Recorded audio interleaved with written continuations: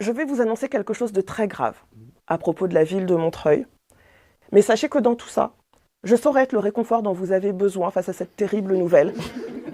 Telle une Karine Le Marchand. Si vous avez besoin de quelque chose, appelez-moi. Est-ce que vous voyez cette épicerie ? On est OK ? Jusque-là, rien d'anormal. Et je sais très bien, quand en réunion de rédaction, je vous ai dit j'ai envie de faire une chronique sur une épicerie à Montreuil, sans doute, dans votre tête, vous avez pu craindre une épicerie bio spécialisée dans la vente de sel du mont Everest, récoltée à la main par des Sherpas en haut de la montagne. Mais c'est OK puisque c'est avec le label Fairtrade. Non, rien de tout ça. Et c'est même pire. Sachez que dans cette épicerie, chez Rony Market, il est aussi possible désormais de s'acheter des œuvres d'art. Une épicerie de quartier qui fait galerie d'art, c'est à Montreuil, à Rony Market, avenue de Rony, que ça se passe.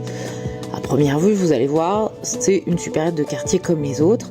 Mais si vous regardez bien, vous allez voir qu'au-delà des bonbons à côté de la caisse, il y a des choses étranges comme ces vases en céramique à côté des briques de lait. Ce drôle de vase au milieu des bouteilles. En fait, les œuvres sont intégrées au magasin pour ne pas gêner le fonctionnement de l'épicerie. Donc c'est comme ça qu'on se retrouve avec des toiles au milieu des congélés.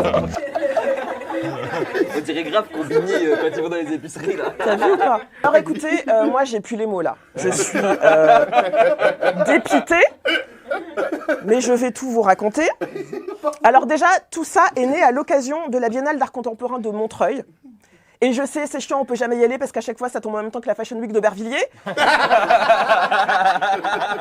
cache pas que je vois ça d'un très mauvais œil. C'est peut-être parce que je suis une femme aigrie, on pourra en discuter dans le débat après. On peut ouvrir le débat, je vais vous livrer le point de vue de tout le monde. Dans l'article que j'ai lu, le gérant indique que lui, ça lui offre de la visibilité et qu'en plus, une épicerie, c'est un lieu de socialisation où l'art a sa place. Le directeur artistique, le propriétaire des murs, il indique dans l'article que ça peut amener les communautés du quartier à plus se côtoyer. Et moi, je suis là et je les regarde comme ça.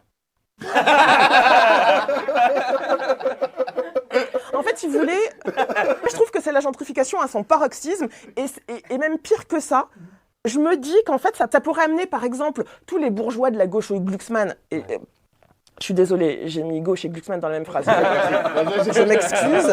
En tout cas, ça pourrait amener des gens un peu riches et bourgeois à venir s'encanailler dans le 93 pour venir découvrir nos us et coutumes commerciaux. Regarde, Jean-Xavier, sont comme nous. Ici, la bouteille d'eau, elle vaut pareil qu'au Publicis Champs-Élysées. Prépare ton appareil photo, j'ai l'impression que le charmeur des enfants va bientôt arriver.